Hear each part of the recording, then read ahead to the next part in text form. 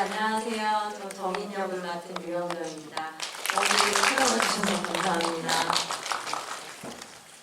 기도하는 남자로 만나뵙게 돼서 영광입니다. 배우 김선 반갑습니다. 네, 진짜 저 감독님 화장실 간 사이에 그런 얘기 했는데 영화가 왜 이렇게 추워요 이런 얘기 했어요. 바깥 날씨보다 더 춥다라는 생각을 하면서 영화를 봤고 매 장면 정말 이게 정말 이거 영화야 현실이야 이런 생각이 들 정도로 100% 완벽하게 이 힘든 지금의 현실을 그린 것 같다라는 생각이 들었어요. 그래서 먼저 감독님께는 이 질문 드려야겠죠. 어쩌다가 이 영화를 만들게 되셨는지, 어떻게 이 이야기를 생각하게 되셨는지 얘기를 좀 들어봐야 될 것 같습니다. 저도 생각이 잘 안 나요. 시간이 좀 흘러가지고. 영화가 부산국제영화제에서 또 얼마 전에 상영되기도 네. 했었죠. 네. 한 두 달 지났는데요. 갑자기 그 사이에 무슨 일이 있었는지 기억이 잘 안 나는데 사실 이 영화는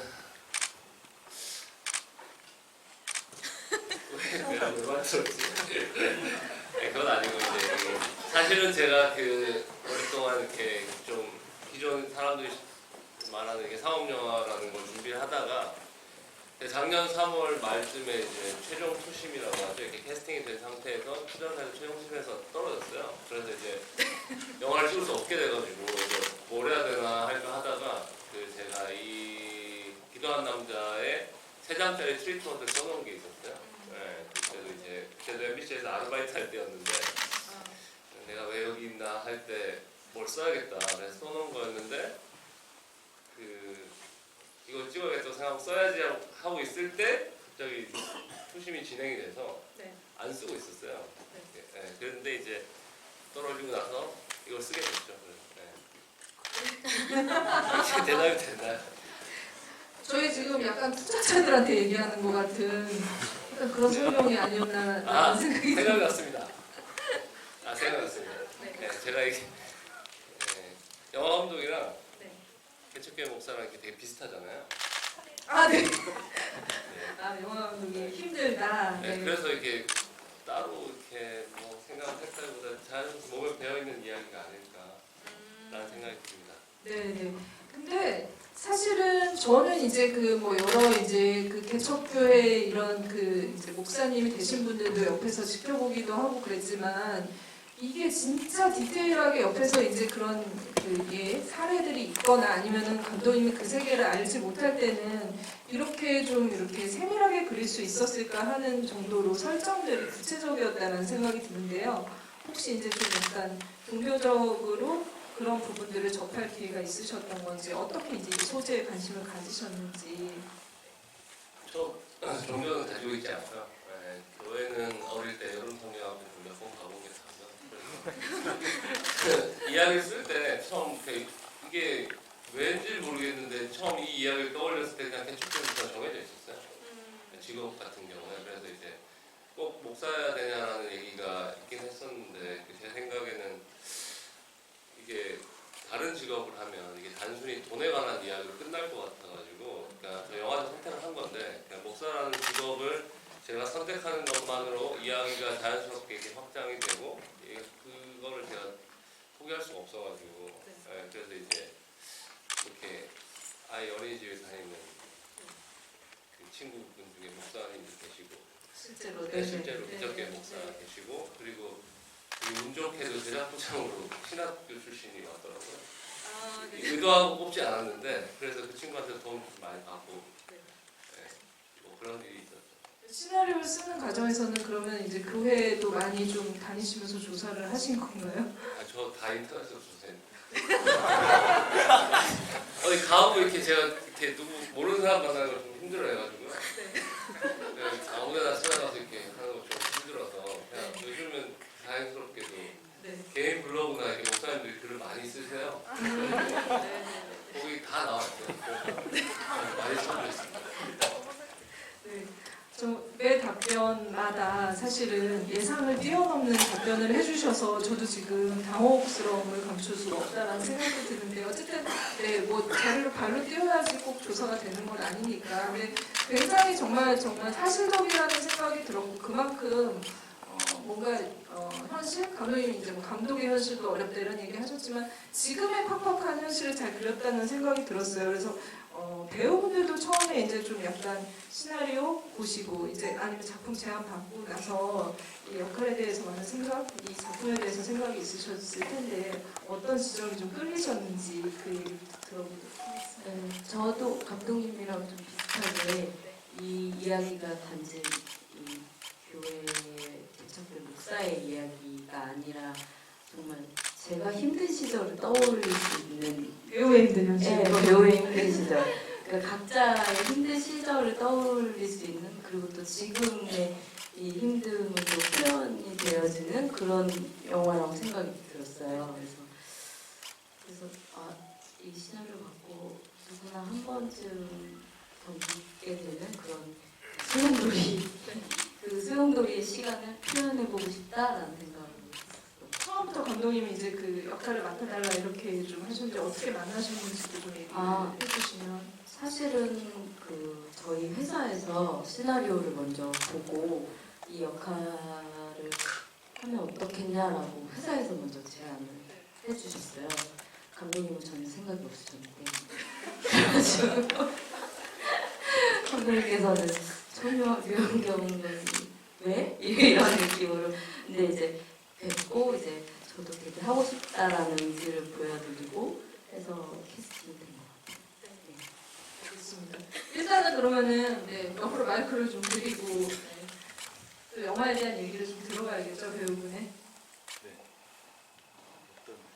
네, 영화 네, 시나리오 보시고 어떤 느낌이셨는지 아니면 이제 역할 맡고 어떤 느낌이셨는지 처음에 그 얘기를 좀 들려주시면 좋겠습니다. 저는 뭐 아직까지는 끌려야 작품을 하고 막 그런 배우가 아니고 시켜주면 감사합니다 하고 해야 돼.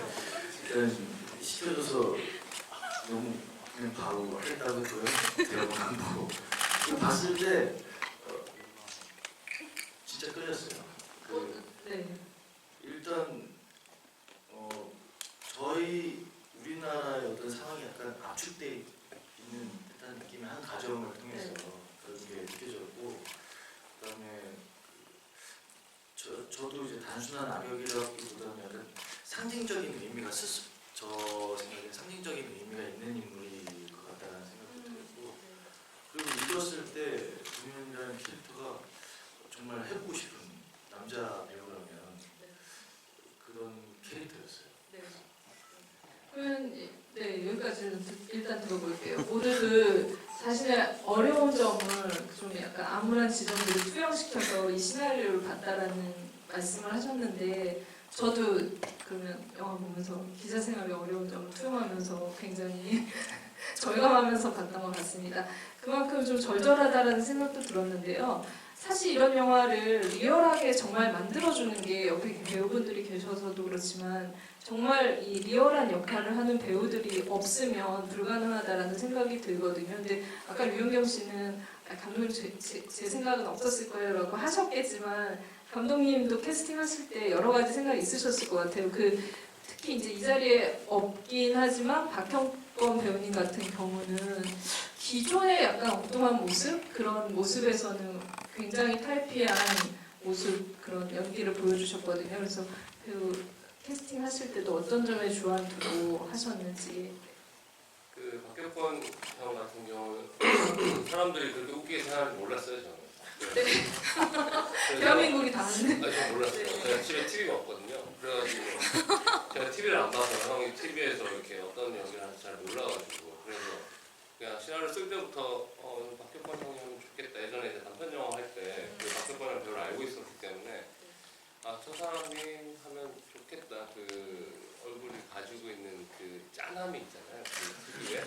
그쵸, 좀 불쌍하죠. 네, 그래서 이거를 굳이 안 이렇게 하면 이 형님이 하면 좋겠다라는 생각을 해서 이렇게 우연찮은 기회가 닿아서 시나리오를 전했고요.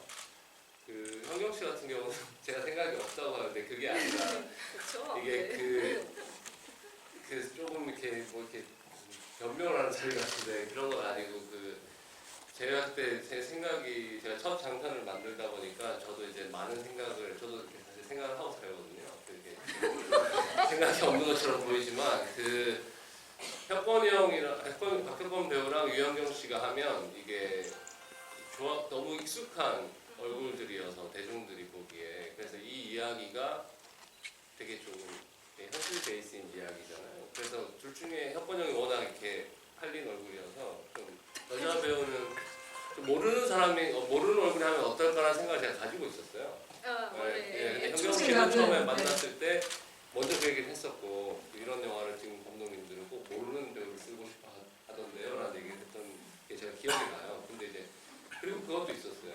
유현경이 이걸 왜 하지? 라는 생각도 가지고 있었어요. 왜냐하면 유명한 배우니까 작은 영화에 사실 출연료도 얼마 안 되거든요. 이제 그래서 그런 게 이제 자기 검열 아닌 검열, 유명한 배우들은 안 하겠지. 제가 유명한 감독도 아니고 뭐 이런 시나리오가 이렇게 대중성이 있는 것도 아니고 그래서 약간 그런 위축되어 있는 느낌. 그래서 현경 씨가 먼저 만나자고 해서 사실 괜히 그냥 젠 척한 거죠. 사실은 속으로는 오예 그렇게.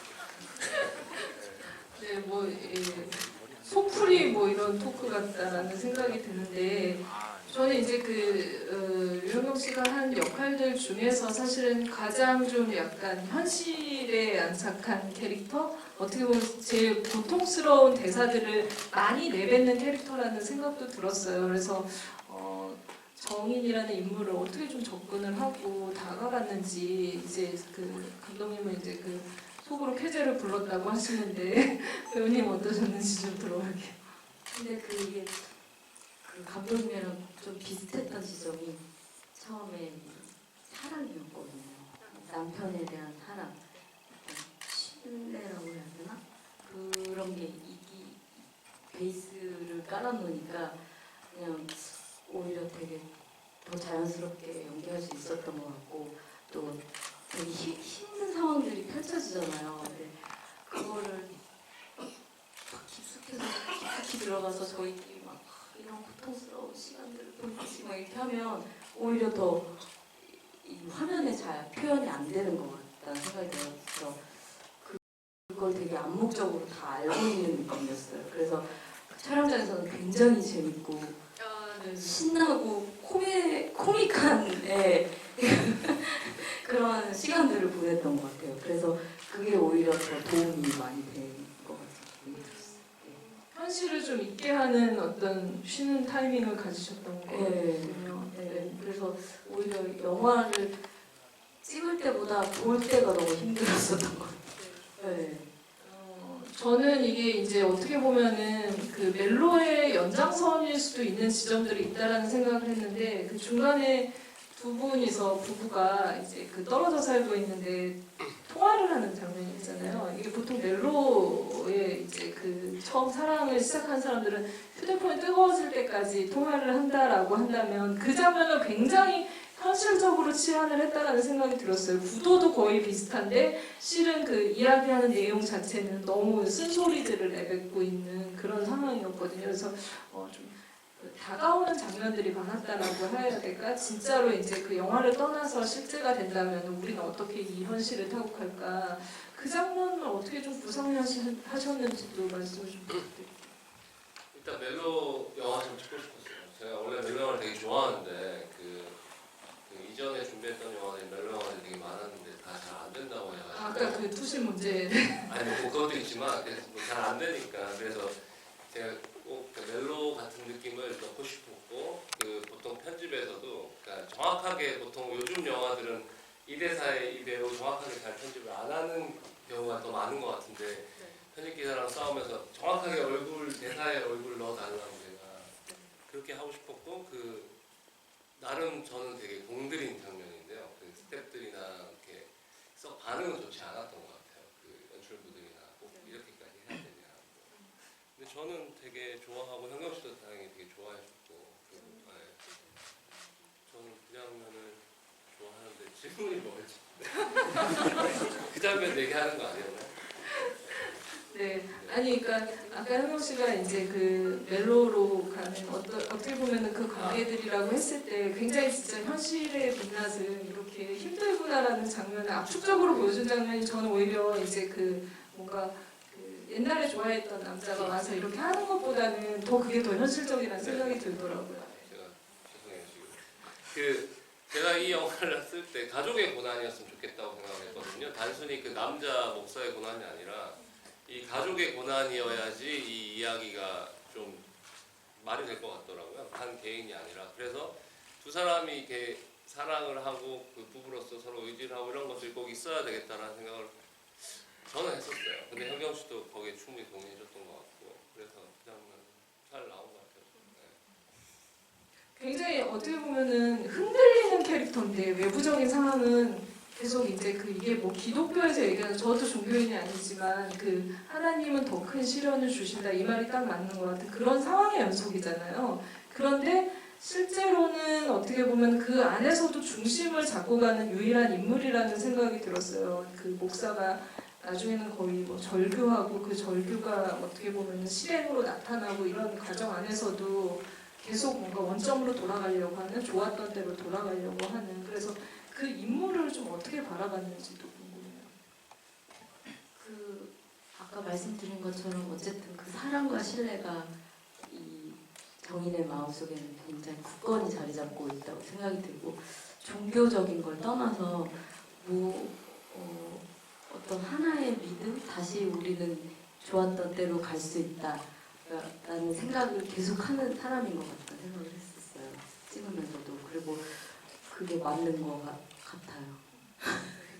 아니 진짜 큰 줄기는 어떻게 보면 다시 사랑을 환원하는 그 복구하는 작업이라면 중간에 아까 이제 그 악역이라는 말씀도 하셨지만 동현이라는 캐릭터가 가지고 있는 상징성도 크다라고 생각이 들거든요. 어쨌든 이 영화의 액션과 스릴러적인 어떤 구성을 가져가는 그런 생각이 들어서 감독님께도 일단은 먼저 이제 이 캐릭터를 어떻게 좀 만들게 되셨는지 디테일하게는 어떤 생각으로 그리고 중요한 대사를 내뱉잖아요. 결국에는 이제 그 돈이라는 것에 대한 가치, 돈이 가지고 있는 의미에 대해서는 이런 악한 역할을 수행하는 사람의 입에서 나오는데 그 부분에 있어서도 좀 중요한 캐릭터라는 생각이 들어서 먼저 이제 구상하시게 된 역할 구상하시게 된 설정 구상하시게 된 배경부터 좀 들어보도록 하겠습니다.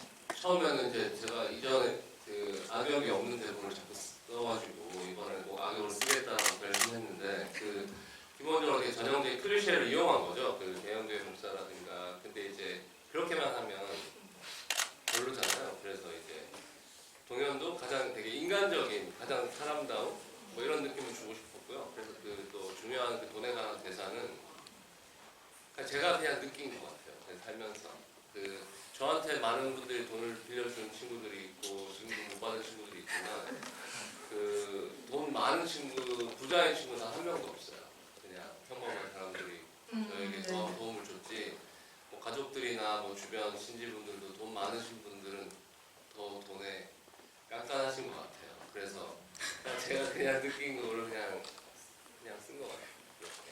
네. 그리고 저는 이제 되게 중요했던 거는 오히려 그런 대사들보다 동현이 형은 꼭 이렇게 신실함을 유지하고 훌륭한 목사가 돼야 된다고 하는 게 자기는 못 되니까 뭐 이렇게 얘기하는 그런 게 되게 인간적인 모습이 아닐까. 저는 오히려 가장 인간적인 모습을 가지고 있는 캐릭터라고 생각합니다.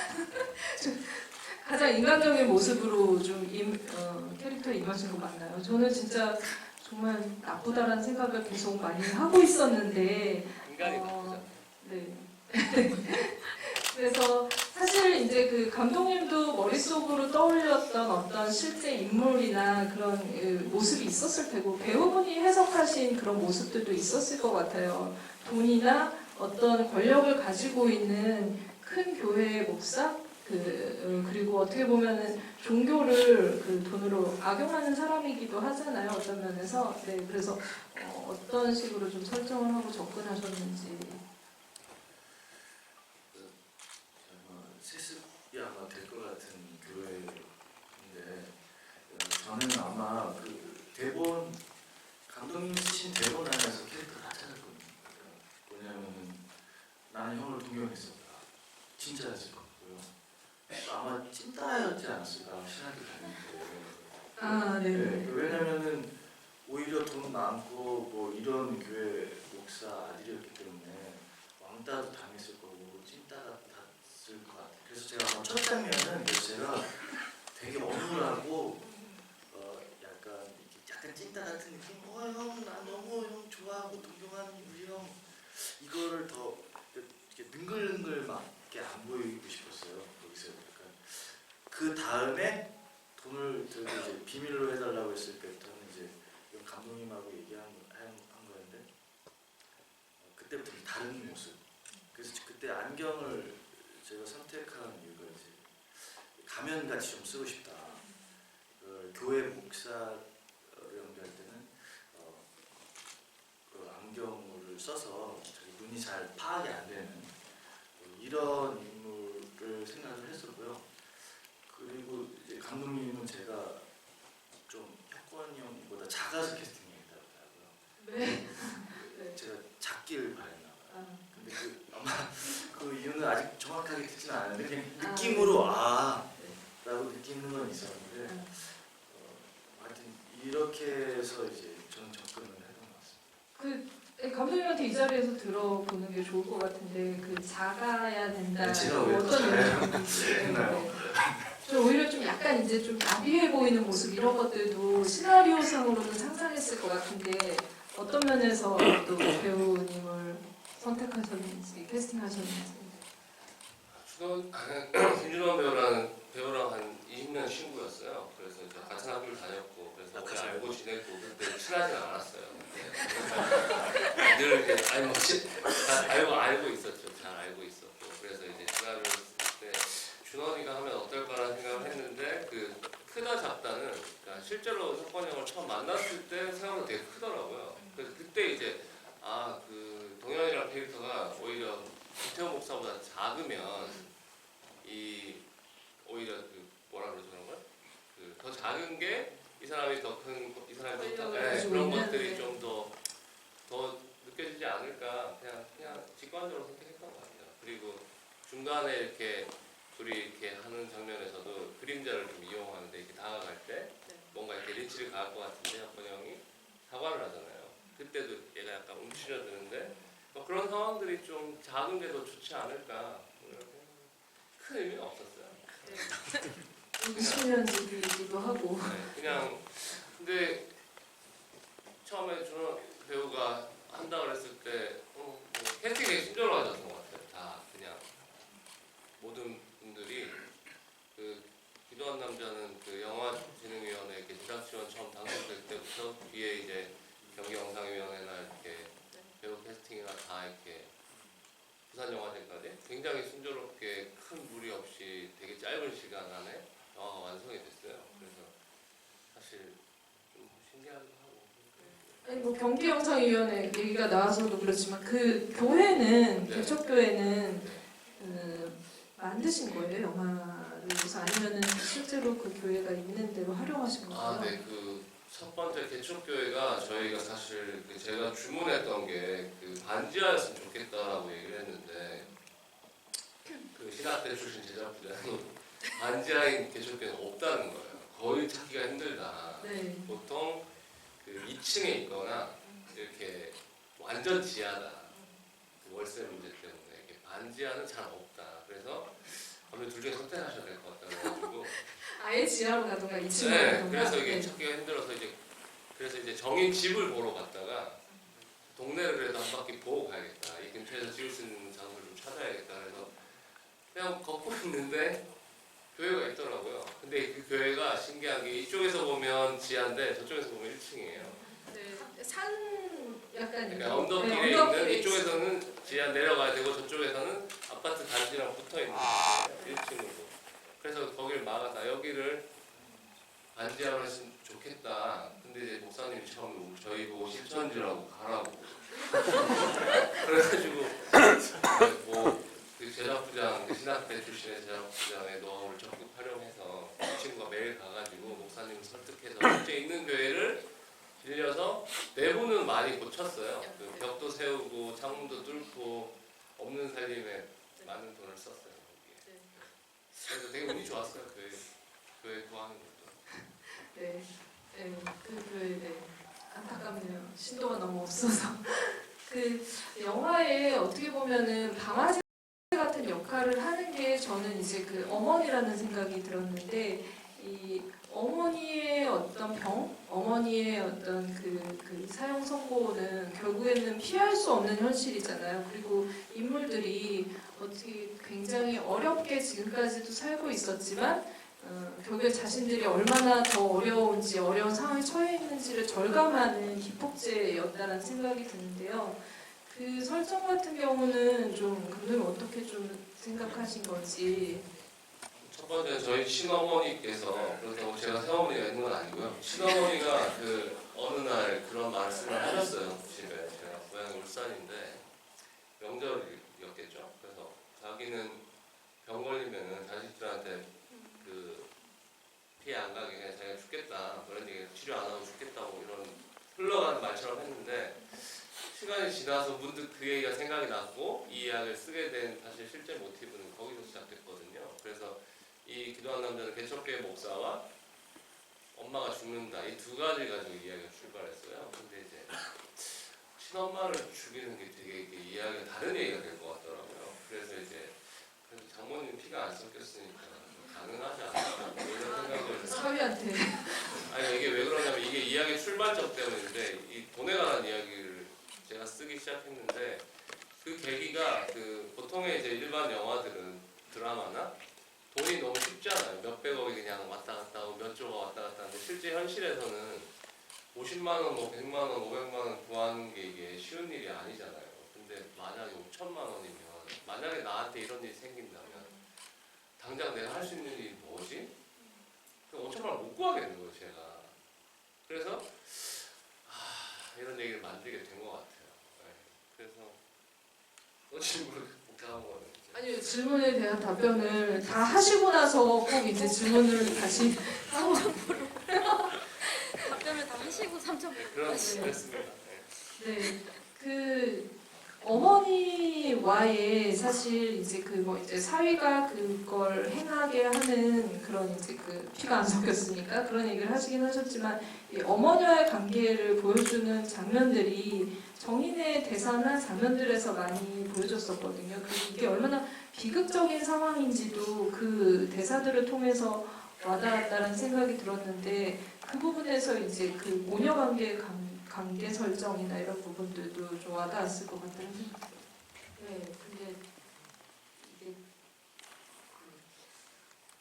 너무 그게 비극적인 상황이니까 오히려 더 차분해진다 그런 생각이 들더라고요. 만약에 제가 이렇게 됐다면 근데 그 남기의 선배님, 저희 어머니로 나오시는 그 선배님도 어머니를 돌아가셨을 때 그런 기분이 좋다고 하시는 거예요. 그래서 그게 오히려 더 막 이런 폭발적인 감정의 그게 아니라 오히려 엄마 앞에서 더 차분해지고 더 이런 감정 드러내지 말아야지라는 생각이 들어서 그렇게 돼서 더 슬펐던 것 같아요. 그 마음이. 그 소주잔 앞두고 이제 그 얘기할 때 그 장면의 연출이 굉장히 감독님 그냥 이제 좀 약간 좀 설렁설렁 지금 오늘 이제 말씀하는 걸 들어보니까 약간 이제 본인이 한 거를 좀 과소평가하는 자기 비하하는 약간 그런 캐릭터신 것 같은데 굉장히 밀도 있는 그런 장면이었어요. 저는 그 장면도 좋은 장면, 이 영화의 좋은 장면 중 하나라고 생각을 했었거든요. 그 장면 연출하실 때 좀 얘기를 좀 들어볼게요. 저도 그렇게 생각하고요. 그건 이제 마이크가 안 들리는 상태에서 얘기하셨네요. 저도 그렇게 생각하신다고 얘기하셨어요. 네. 그냥 이게 이렇게 얘기하면 진짜 또 이상하게 들릴 것 같은데 그 사실 그 씬 전체를 제가 이제 연출부들이 처음 구성이 되고 리딩을 할 때 울컥하더라고요. 제가 이게 내가 썼나? 뭐 이런 제가 이게 이렇게 얘기하면 좀 이상하겠지만 사실 제가 그렇게 얘기하시면 안 돼요. 네, 제가 그 대본을 쓰고 퇴고를 안 했어요. 퇴고를 안 하고 그때 연출부랑 리딩할 때 처음 읽은 거거든요. 한 번도 안 읽다가 근데 이제 그때 되게 울컥해가지고 이게 내가 썼나 그랬지만 사실 이 기도한 남자는 좀 신기한 게 제가 대본 쓴 상황들이 기억이 잘 안 나요. 네, 그냥 이렇게 되게 짧은 기간에 제가 대본 2주를 썼거든요. 2주 만에 쓴 대본이어가지고 상황이 기억이 잘 안 나요. 제가 그래가지고 그냥 하느님이 나에게 좀 마지막 선물을 알겠지 하면서 제가 처음 당선됐거든요. 그래가지고 근데 이제 연출할 때는 사실 그 제가 뭘 한다기보다 사실 남계 선배나 현경 씨나 박혁건 배우나 김준원 배우나 다 20년 이상씩 한 배우들이어서 네. 사실 제가 무슨 디렉션을 하고 이런 것들 되게 저는 막 아까 기자님은 자기 뭐 비하하냐 뭐 이런 자기를 뭐 과소평가하냐 이렇게 얘기하시는데 그게 아니라 그냥 아닌 것만 아니다라고 얘기했지 뭐 이렇게 하라고 하진 않았던 것 같아요. 왜냐면 누가 20년을 같은 일을 한 사람한테 이래라 저래라 하면 누가 기분이 좋겠어요. 그래서 그거를 이렇게 생각하고 있고 저한테도 누가 이렇게 찍어라 저렇게 찍어라 저도 좀 나쁘거든요. 그래서 배우들이 되게 잘해주셔가지고 그리고 제가 어쨌든 길게 찍는 편이어서 다른 방향을 다 찍는 편이어서 대신 테이크를 많이 안 가요. 대신 이렇게 다 찍는 편이어서 배우들이 잘하면은 찍는데 되게 용이했던 것 같아요. 감독님께서 제가 되게 감동받았던 거는 이렇게 지켜봐 주시고 항상 연기를 그래서 말씀하신 대로 좀 감독님의 생각이랑 조금 어긋나는 부분이 있으면 그것만 살짝 얘기해 주시고 어떤 감정에 대한 이런 터치를 안 하시는 거예요. 그러니까 되게 그게 굉장히 자연스럽게 흘러가게 되고 또 그 카메라 이렇게 모니터를 보면 그 앵글이나 이런 게 감독님이 정말 생각을 많이 하셨구나가 딱 느껴지는 거예요. 아 진짜 고민을 많이 하셔서 이런 컷이 나오는구나라는 생각이 드니까 저희는 그냥 그 컷 안에서 연기를 잘해야지 이런 생각을 많이 했던 것 같아요. 네. 그 구성이나 어떻게 보면은 그 보통 처음에 끌려가서 이제 잡혀가서 이제 어딘가에 내버려지면은 마지막에 그것들이 나오거나 그런데 중간에 나온다던가 저는 이제 그 핸드폰으로 이제 그런 걸 지시하는 그 장면도 좀 인상 깊었는데 그때 이제 스마트폰 연기를 하셨잖아요. 화면 연기. 네, 그 장면 촬영하실 때 얘기도 좀 들려주시면 좋겠어요. 그날 굉장히 더웠던 걸로 기억을 하는데 차에 감독님하고 같이 들어가서 그 더운데 불편한 곳에 들어가서 네네. 진짜 핸드폰 보고 연기를 했고요. 네. 핸드폰으로 아마 찍은 실제로 했었죠. 진짜 찍었고요. 그리고 그 안에서 담배를 폈어요. 그러니까 그래도 욕심이 계속 나서 한 7, 8번은 찍었던 것 같은데 개인적으로 민낯이 까발리는 저 좋아하는 편이에요. 그 보통은 이제 그 악행을 저지른 사람들이 사주를 하고 그걸 이제 행하는 사람들은 현장에는 이제 그 조직 폭력배들만 있는데 여기는 이제 그 스마트폰을 통해서 영상을 통해서 이 사람의 목소리, 육성과 이 얼굴이 표정이 드러난다는 게 굉장히 재밌는 어떤 그런 그 구성이더라고요. 그래서 좀 인상적이었고 그때 연기들도 좋았다는 생각이 듭니다. 감독님께 제가 이 질문은 하나 이제 좀 제 질문을 마지막으로 좀 해야 될 것 같은데 이게 어쨌든 이제 윤리적인 문제가 남잖아요. 목사가 계속 어쨌든 그 상상 속으로든 자기의 그런 그 부도덕한 짓을 저지르다가 결국은 거의 실행을 했다라고 봐야 될 것 같은데 이 경우에는 뭐 실수로 어머니가 죽긴 했지만 이 부분에 대해서 결론을 그렇게 가져가는 거에 대해서는 좀 어떤 고민을 하셨는지도 말씀드립니다.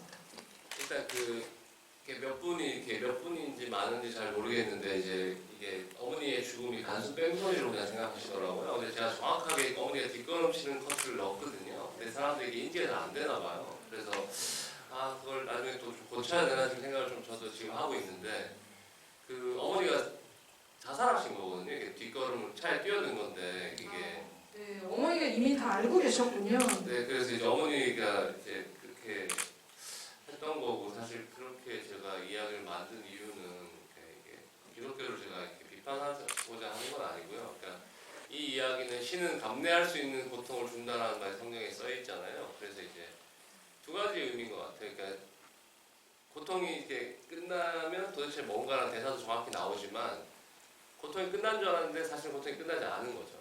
그리고 삶은 계속 되는 거고. 그래서 엔딩 장면도 그렇게 찍은 거고. 그리고 또 하나는 어떤 신이나 이런 제가 꼭 종교를 가지고 있지는 않지만 신은 있다고 생각하는 편인데 그 어쩌면은 또 신심이 되게 이 영화 속에서 가장 강한 엄마가 교회도 제일 열심히 다니시고 근데 엄마의 선택이라는 게 엄마의 마음이 신보다 위대할 수도 있다 뭐 이런 생각을 저는 가지고 있잖아요. 그래서 이제 그런 식으로 이야기를 나눈 거예요. 이 관객분들의 질문을 지금부터는 좀 받아보도록 하겠습니다. 네, 궁금한 점이 많은 영화라는 생각이 드는데 질문 있으신 분은 손 들어주세요. 네, 제일 먼저 드신 네 번째 줄 관객분.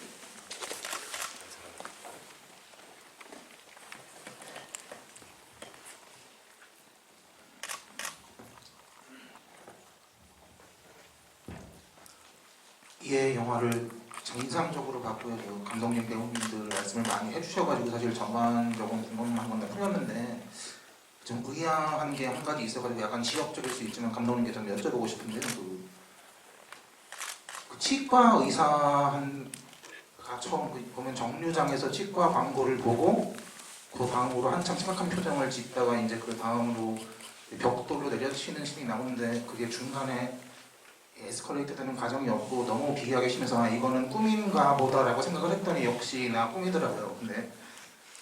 근데 저는 약간 의아했던 게 그 꿈 안의 내용에 보면은 그 차량 번호가 8810이었던 거예요. 그 차종 번호도 알고 있고 하는데 그 다음에 또 그게 꿈이었고 나중에 이어지는 걸 보면 실제로 치과로 찾아가잖아요. 그래서 막 이제 나선 계단을 뛰어내려와서 또 이제 뭔가 마스크를 쓰고 뭔가를 정확히는 알 수 없지만 뭔가 시도를 하려다가 또 이 동현이 전화를 받는 그런 식으로 시인이 진행이 되는데 그때 보니까 실제로 차량 번호가 그 8810하고 번호가 맞더라고요. 그래서 저는 이거를 전후 관계를 보면은 사실 그 꿈 같은 게 뭔 자각몽이어서 어떻게 무슨 계시를 받은 건가 뭐 아니면 이게 그런 개연성을 전혀 따질 게 없는데 저는 사실 그러니까 이 치과 의사가 너무 약간 뜬금없이 나와가지고 그 전까지는 좀 리얼리즘 영화 느낌이었는데 거기서부터 좀 결이 약간 장르 영화 이런 느낌으로 좀 바뀌더라고요. 그래서 그 치과 의사 관련된 씬 전체가 약간의 메커핀으로 그냥 생각해야 되나. 그래서 제가 이런 사실 개연성을 굳이 따질 필요는 없을 것 같기는 한데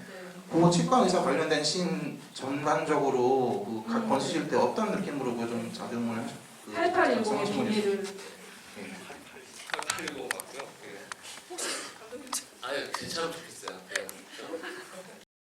아는 친한 동생 참 그게 저는 이제 이게 약간 이제 보시는 분들마다 이제 조금 차이가 있는데 오히려 이제 그때부터 영화가 재밌어진다라고 하시는 분도 계시고요. 반대로.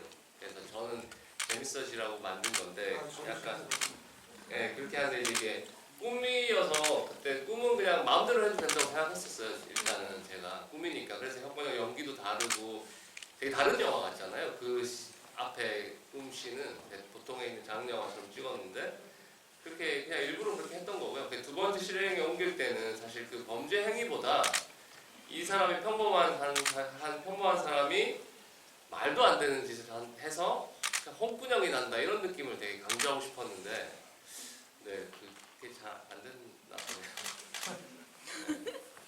편집하실 때 그럼 전후 관계를 바꿔도 되지 않나요? 그 생각은 안 해봤어요. 제가. 그 생각은 시나리오 쓸 때부터 했고요. 아예 그냥 그 두 개를 통째로 버릴까 하는 생각을 해봤어요. 아니 아예 다른 차면은 그냥 저도 전혀 의아하지 않았어요. 차량 번호가 근데 그 옆 차들은 다른데요. 그 차량만 똑같고 꿈이랑 현실이랑 옆에 차들은 달라요. 나름 저도 계산을 한 건데. 네, 8810 비밀은 여기까지 듣고 또 질문을 받는데요. 질문을 하신 분께는 제가 지금부터 보수를 해드리면은 예매권을 드려요. 영화 예매권. 그래서 다른 영화들도 보실 수 있습니다. 우리도 질문. 셀프 질문을. 아니 관객들한테 우리가 질문을 한 거예요. 관객들한테 그래도 예매권 주나요? 네. 일단 관객분 질문 먼저 받을게요. 감독님 가끔 창피할 때도 있나요? 아니 아니요. 자주 질문 받아보도록 하겠습니다. 자랑스럽습니다. 영화 재밌게 봤습니다. 조금 마지막 장면에 십자가를 보고 주인공이 헛구역질을 하는데 그게 무슨 의도가 있어서 하는 건지 아니면 십자가를 버린 죄책감 때문에 헛구역질을 하는 건지 뭔지 그 장면이 담긴 의도를 좀 알고 싶거든요. 그러니까 그 십자가를 버린 뭐 어쨌든 종교적인 문제 통해서 이 사람이 이제 뭐 그렇게 저는 그렇게 생각 안 했고요. 그렇게 보셔도 상관없다라고 생각했어요. 근데 이제 실제로 제가 그 장면을 만든 이유는 실제 그 제 경험담인데 저희 할아버지 할머니 돌아가셨을 때 저희 어머니께서 이제 화장을 다 하고 나서 마지막에 다 하고 이제 떠나기 직전에 며칠 동안 못 드셨는데 헛구역질 하시더라고요. 그러니까 그게 이제 뭐 나는 큰 며느리니까 뭐 애증의 관계가 있었겠죠. 저는 제가 알지 못하는. 그래서 몸의 반응이라고 제가 생각을 했거든요. 근데 태육도 똑같은 것 같아요. 그냥 이건 몸의 반응이지 이게 뭐 인지하고 안 하고 이런 문제가 아니라 어쨌든 뭐 누구의 기준에서는 잘못일 수도 있고 누구의 기준에서는 뭐 제가 종교적인 비판적인 메시지를 뭐 이렇게 가지고 있다고 생각할 수도 있겠지만 저희가 그 장면을 꼭 그렇게 찍은 이유는 이건 몸의 반응이라고 생각했고 되게 좀 저급하게 얘기하면 부모가 죽어도 저희가 직장이 있으면 3일장 치르고 출근해야 되잖아요.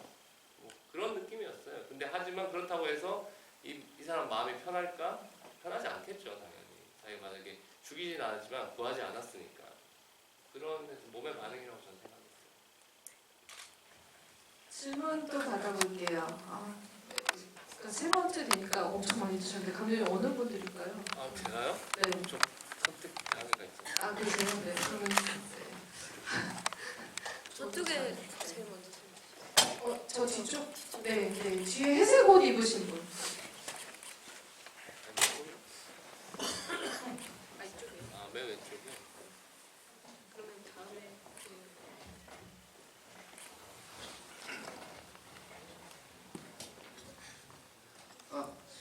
제목이 기도하는 남자잖아요. 왜 그러게 제목을 그러게 기도한 남자로 하셨고 그리고 십자가를 묻은 장면이 있잖아요. 어떤 의도로 신이 나를 버려서 그렇게 십자가를 땅에 묻어서 버렸는지 그게 제일 궁금했어요. 제목이요? 네. 아, 제목은 저는 어쨌든 이게 종교 영화가 아니고 그냥 뭐 우연찮게라고 얘기하면 좀 무책임할 수도 있지만 영화의 주인공의 직업이 개척교회 목사였던 거예요. 그래서 저는 뭐 기도하는 남자라고 그냥 하게 됐어요. 근데 사실 영화에 안 쓴 장면이 있는데 찍어놓고 그게 이제 첫 대사가 원래 시나리오에는 이렇게 교회 다니시나 봐요거든요. 그래서 제가 기도를 좀 자주 합니다 이런 대사가 있었는데 뭐 편집하다가 이게 좀 빠졌는데 약간 그런 느낌이었던 것 같아요. 그때는 이제 대리기사로 먼저 시작하는 버전이었고 지금 목사님 버전으로 시작해서 그걸 뺐는데 그래서 그래서 기도하는 남자라는 게 좀 뭐 그런 의미가 있지 않을까 해서 지었고요. 십자가 묻는 것 같은 경우는 원래 시나리오는 없었어요. 시나리오는 없었고요. 시나리오에서는 원래 십자가 부러지는 거였거든요. 그래서 현장에서 해보니까 안 부러지더라고요. 그래서 섭취를 해서 부러뜨릴까 말까 미술 감독하고 상의하다가 그 효권 배우님이랑 얘기를 하다가 묻어버리자. 아니 안 부러지는 게 이게 좋겠다라는 생각이 들었고요. 왜냐하면 이 사람은 십자가조차도 안 부러지고 뭐 되는 일이 하나도 없는 거잖아요. 근데 그 십자가가 안 부러지는 게 신의 단단함 같이 느껴지고 해서 김태형 목사가 선택할 수 있는 게 그냥 보면 이제 나는 더 이상 당신을 따르지 않겠습니다. 뭐 이런 되게 뭐 이중적인 의미는 아니고 되게 직접적인 장면인 것 같아요. 그래서 결별을 선언하잖아요. 그리고 이제 나쁜 짓을 실행에 옮기고 그리고 다시 돌아왔을 때 또 뒤에 십자가. 그 영화 내내 사실 다시 두 번 보실 일이 생기시면 십자가 되게 많이 나오거든요. 영화에 계속 나와요. 계속 곳곳에 숨어 있어요. 잘 찾아보세요. 아니 십자가 아니 숨은 그림 찾기도 아니고 한 한국의 그 밤에 보면은 십자가가 정말 정말 많은데 네, 영화 속에도 십자가가 많다고 하니 몇 개인지 맞추신 분께서는 감독님이 십자가 드릴게요. 십자가 부러지지도 않는 십자가를 드린다고 합니다. 네, 또 질문 받아볼게요. 아까 저쪽 분, 네, 왼쪽에 파란 잠바 네. 입으신 분이 손 먼저 드셨다. 영화 잘 봤고요. 보니까는 외국인 노동자들, 몽골인들 많이 나왔었고, 그다음에 몽골인들 같이 범죄를 공부하는 장면이 도배에 들어갔었는지 하고, 보통 신학대원은 3년 과정인데 2년으로 했던 의도가 있으신지에 대한 궁금합니다. 그 일단 신학 때부터 먼저 말씀드리냐면 시나리오는 3년을 제가 썼어요. 근데 그 신학 때 나온 제작 부장이 그랬던 것 같은데 저희 거의 뭐 종교 자문이었어요. 근데 이제 학부를 신학 전공을 하면 전공자는 2년을 해도 된다라고 얘기를 해가지고 이제 찍을 때 2년으로 바꾼 거거든요. 근데 거기는 딱 저쪽 부담 낙수 나온 데는 3년 하는 과정인데요. 아 그래요? 약간 좀 그럼 제가 ADR 다시 해야겠네요. 다시 해요. 그럼 그 제작부장한테 제가 잘 죄송해요. 그거는 잘 몰라가지고 원래 시나리오 3년이라고 제가 정확하게 써져 있는 거 확인해드릴 수 있어요. 네. 그리고 이제 외국인 노동자 같은 경우는 사실은 이제 이게 다른 그러니까 유색인종이라고 하면 좀 이상한데 다른 이렇게 좀 다른 얼굴을 가지신 분을 좀 쓰고 싶었는데 이 제작비 여건상 그분들이 하루에 30만 원 넘게 드려야 된다 그래서 그냥 한국 사람들이거든요. 한 명 빼고 다 한국 사람이에요. 그 대사 치는 친구만 실제 몽골 사람이고요. 다 한국인 친구들이고요. 그래서 그 제작 여건상 그랬던 거고요. 그리고 이제 또 뭐였죠 마지막에 범죄를 공부하는 아니 근데 아. 이제 그 이제 외국인 노동자와의 설정 이런 것들을 얘기를 해주시면 좋을 것 네, 마지막 그거 같은 경우는 그러니까 김태욱이라는 사람이 어쨌든 그 변하기 전이나 변했을 때나 그 이 사람한테 이렇게 목회자로서나 그 한 인간으로서도 좋은 마음이 있다는 걸 좀 보여주고 싶었어요. 그래서 자기보다 어려운 사람을 늘 돕고 있고 그리고 나중에 그 돈 같은 경우는 이제 나쁘게 사용되지만 어쨌든 좋은 일로 나쁜 일을 하게 되는 걸로 사용을 한 거죠 제가. 어쨌든 뭐 순수한 마음이 있다는 걸 표현하고 싶었어요 김태욱도. 갑자기 보조 출연자 하도 얼마인지도 밝혀지는 기이한 네, 질문과 좀 네, 질문 대답을 하시다가 질문을 잠깐 잊어버리시는 약간 네 마지막 질문 하나만 네 저희 마지막 질문 하나만 더 받을게요. 앞부터 네 이쪽 분 드릴게요.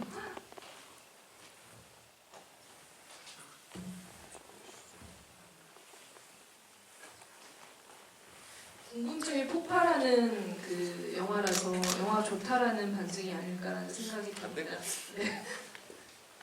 네, 질문해 주세요. 원래 예매권 얘기 나오기 전에 질문을 할 생각이었는데 네, 예매권 얘기를 들으니까 더더군다나 반드시 아까 마지막에 이제 자살로 돌아가신 거잖아요.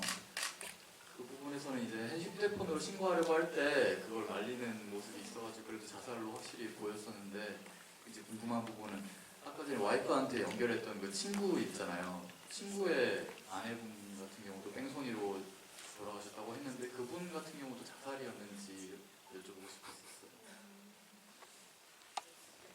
한 번도 생각 안 해봤고요.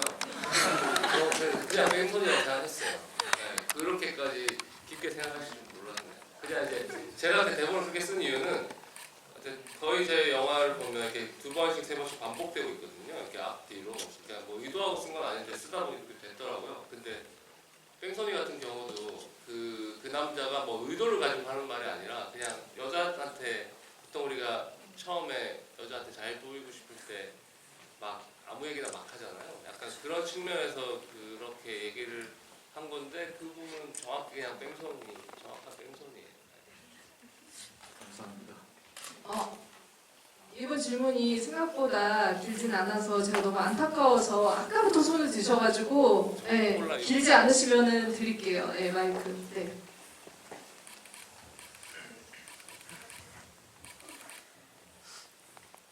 저는 미량 영화를 다시 보는 것 같은 느낌이 좀 들었었거든요. 네, 되게 이창동 감독님의 미란. 이제 잘못된 건지 잘 모르겠는데 저는 이제 기독교인으로서 봤을 때 되게 좋게 봤고요. 예전에 미량을 만들 때도 이제 그쪽 전문가 목사님들이 가이드라인을 줘서 그렇게 만들었다고 들었습니다. 그래서 뭐 기독교계 쪽에 이렇게 링크를 해서 정식 개봉하시거나 아니면 이쪽으로도 이렇게 하실 그런 의향이 있으신지가 궁금하고요. 그리고 또 한 가지는 정식 개봉을 뭐 날짜가 안 나와 있는 것 같아서 정식 개봉에 대한 어떤 계획들이 어떠하신지, 그리고 또 이제 이게 사회 비판, 종교 비판일 수도 있지만은 약간 결을 다르게 해서 좀 편집을 다시 한다든지 해서 뭐 스릴러나 이런 쪽으로 좀 나갈 수 있지 않을까 생각이 들었는데, 다른 결로 이렇게 좀 재편집도 혹시 하실 마음이 있으신지 좀 궁금한. 네, 일단 미량이랑 비슷하다 엄청난 찬사와. 저 방금 영화 보게 됐는데요.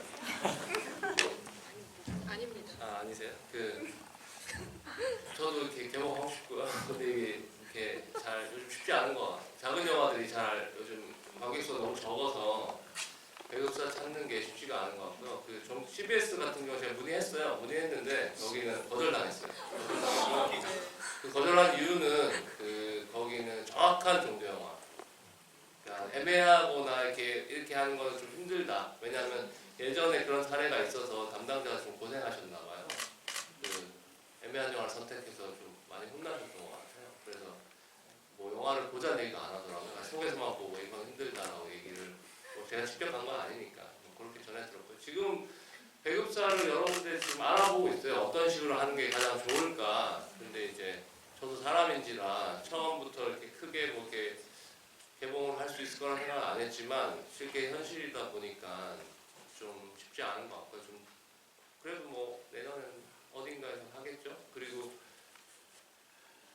이게 잠깐 마지막 질문이어서 그런데 이게 그냥 편집은 제가 그렇게는 못해요. 못하고요. 그렇게 찍지 않았기 때문에 이게 실제로 찍은 거 중에 안 쓴 것도 많지만 그렇게 영화를 찍지는 않았고요. 실제로 처음부터 찍기 전에 그런 제안을 했던 투자사가 있었는데 제가 거절했었고요. 그건 다른 영화라고 생각하고요. 지금 영화는 제가 되게 오랜만에 봤거든요. 한 2달 만에 영화를 봤는데 부산영화제에서 봤을 때는 되게 되게 막 이런 생각 많이 했는데 오늘은 뭐 고칠 부분이 좀 많이 있긴 한데 재밌는 것 같아요. 재밌다 생각 한 번도 안 했는데 오늘 좀 재밌네요. 네.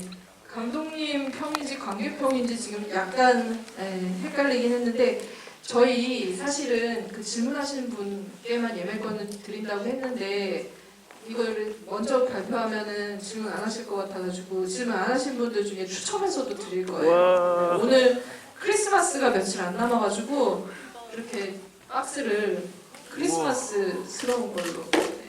그래서 배우분과 드릴게요, 감독님. 뭔가 싶어가지고. 가운데 두고. 와, 사인인가? 저기 자석 번호가 써 있으니까 선택해 주시면은 저희가 포면해 드리겠습니다. 2열 7. 2열에 7번이요. 7번. 네.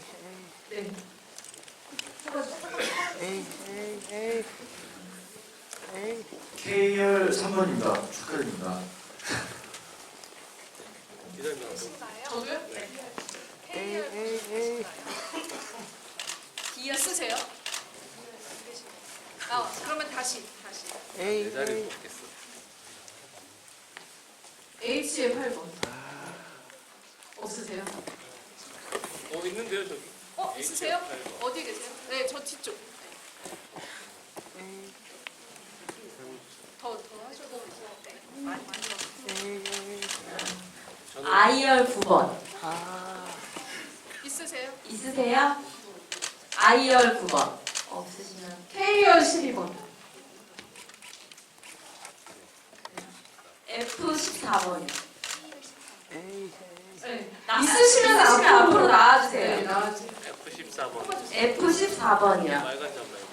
F14번이요. 앞으로 나와주세요.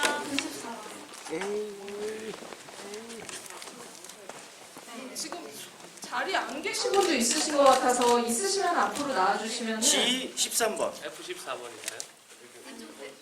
G13번 되시나요? A열 1번. 이거 아직 이제 못 하는 거 아니에요? 아니요. 지금 자리에 안 계신 분. 마지막 하나 남았대요. 진짜? 2열 11번. 그러면 이제 C열 11번. A10번. K열 13번. 아니 지금 여기서 보면 자리가 꽉 차. A열 11번. 와.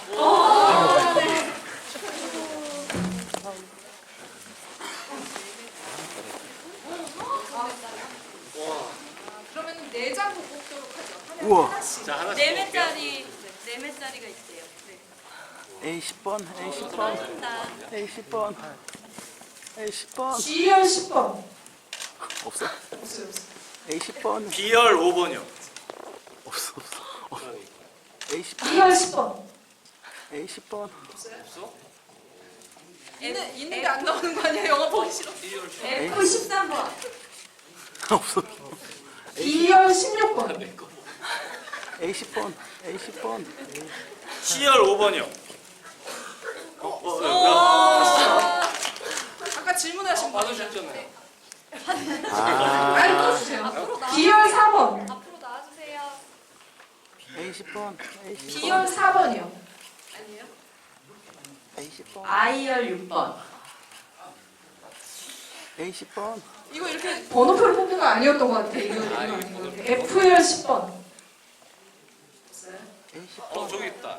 아 F10번. 와. K열 8번. G열 12번.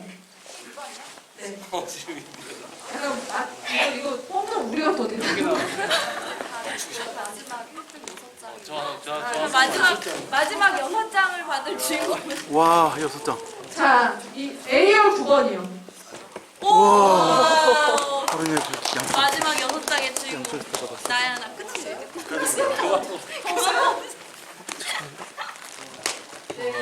아, 네. 잠깐 그러면 잠깐 섭섭하실게요. 네. 잠깐.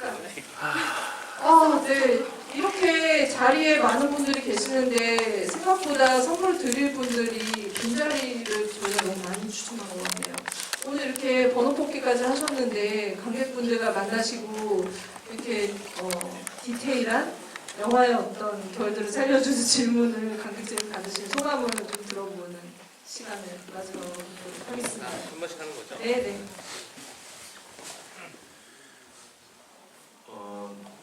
저도 오늘 처음 봤는데 영화로 저도 되게 재밌게 잘 봤습니다.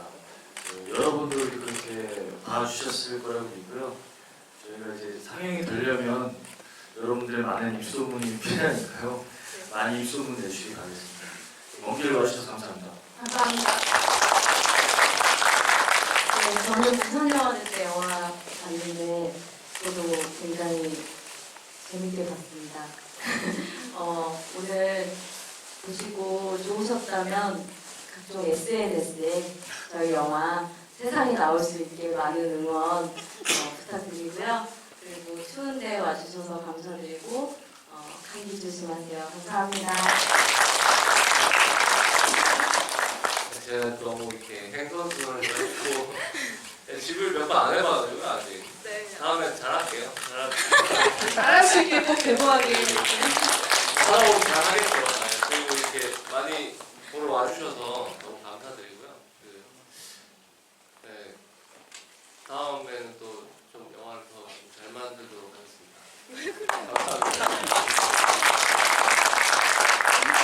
네, 오늘 경기 콘텐츠 진흥원과 함께한 기도하는 남자 토크에 이렇게 끝까지 함께해 주셔서 너무 감사하고요. 저희는 또 이렇게 좋은 영화 있으면은 개봉전 영화들도 많이 소개해드릴 테니 관심 많이 부탁드립니다. 그리고 오늘 받으신 예매권으로 나중에 개봉하면은 다시 예매해 주셔도 좋을 것 같다는 생각을 하면서 꼭 개봉할 수 있게 큰 박수 부탁드립니다. 감사합니다.